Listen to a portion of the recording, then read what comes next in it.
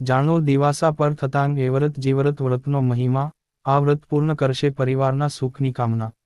દિવાસો એટલે કે 100 પર્વનો વાસો. દિવાસાના દિવસે એ વ્રત અને જીવ્રત એમ બે પ્રકારના વ્રત થાય છે. વ્રતથી અખંડ સૌભાગ્યની સાથે સંતાન સુખના આશીષ પ્રાપ્ત થવાની માન્યતા છે. એ વ્રત જીવ્રત વ્રતથી પ્રાપ્ત થશે સૌભાગ્ય અને સંતાનના આશીષ. અષાઢ માસનો અંતિમ દિવસ એટલે કે દિવાસો. દિવાસો એટલે કે 100 પર્વનો વાસો. દિવાસાથી જ વ્રત, તહેવાર અને ઉત્સવોનો પ્રારંભ થાય છે. દિવાસાથી લઈ દિવાળી સુધી લગભગ 100 દિવસનો સમય રહે છે, અને તે સંપૂર્ણપણે ઉત્સવમય રહે છે. એટલે જ અષાઢી અમાસનો દિવસ ખૂબ ઉત્તમ માનવામાં આવે છે. આપણો દેશ એ ઉત્સવપ્રિય દેશ છે. આપણા અઢળક તહેવારોનું ધાર્મિક અને સામાજિક રીતે ખૂબ મહત્વ છે. એવી જ રીતે દિવાસાનું પણ આપણી સંસ્કૃતિમાં ખૂબ મહત્વ. આપણે ત્યાં સ્ત્રીઓ માટે કેટલાય વ્રતનો શાસ્ત્રોમાં ઉલ્લેખ છે.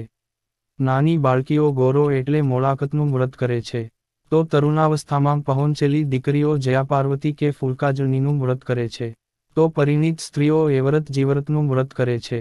મોળાકત અને જયાપાર્વતીનું વ્રત કુંવારિકાઓ પોતાના મનના માણીગર માટે કરે છે, તો દિવાસાનું વ્રત પરિણીતાઓ પરિવારની સુખાકારી અને સુસ્વાસ્થ્ય માટે કરે છે. કહે છે કે દિવાસાનું વ્રત કરનાર સ્ત્રીને એ વ્રત અને જીવ્રતમાં અખંડ સૌભાગ્યના આશીષ આપે છે. સાથે જ પતિના દીર્ઘાયુ માટે પણ સ્ત્રીઓ આ વ્રત કરે છે. એટલું જ નહીં, સંતાન સુખના પણ આશીર્વાદ આપે છે દિવાસાનું વ્રત. દિવાસાના વ્રતના મહાત્મ્ય સંબંધી કથાઓ આપે પણ લોકમુખે સાંભળી હશે.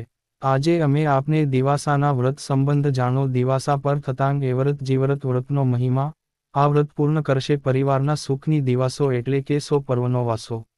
દિવાસાના દિવસે એ વ્રત અને જીવ્રત એમ બે પ્રકારના વ્રત થાય છે. વ્રતથી અખંડ સૌભાગ્યની સાથે સંતાન સુખના આશીષ પ્રાપ્ત થવાની માન્યતા છે.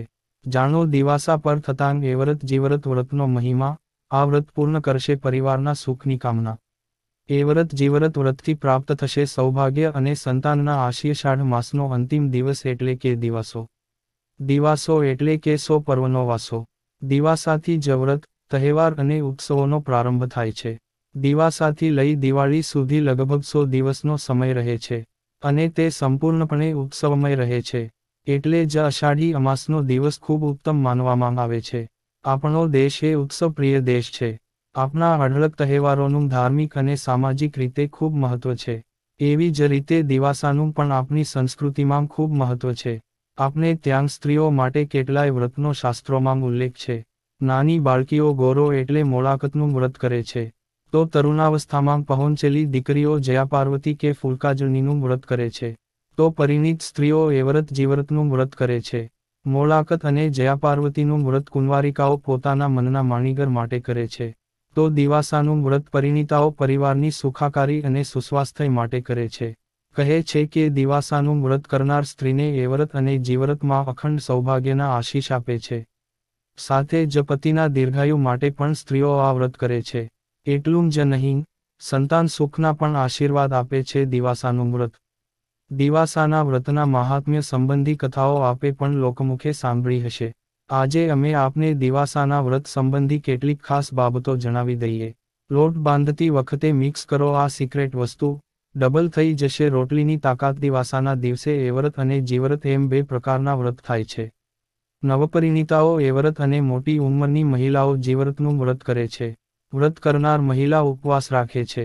દિવાસાના ઉપવાસમાં સ્ત્રીએ મીઠાંગ વગરનો જ ખોરાક લેવાનો હોય છે.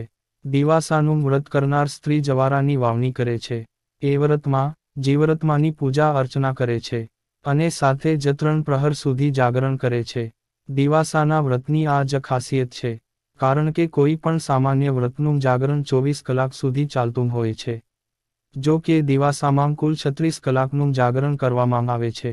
જાગરણ દરમિયાન માતા એ વ્રત અને જીવ્રતના ગુણગાન ગવાય છે. પરિવારના લોકો પણ સાથે જોડાય છે અને ભજન કીર્તન કરતાં 36 કલાકનું જાગરણ પૂરું કરાવે છે.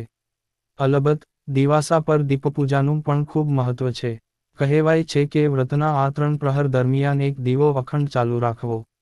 કેટલાક સ્થળો પર કુંવારિકાઓ પણ એ વ્રતનું વ્રત કરે છે. મનના માણીગરની કામના સાથે મહાદેવ અને દેવી પાર્વતીની પૂજા કરે છે. તો કેટલાક સ્થળો પર માત્ર નવપરિણીત સ્ત્રીઓ જ એ વ્રતનું વ્રત કરે છે.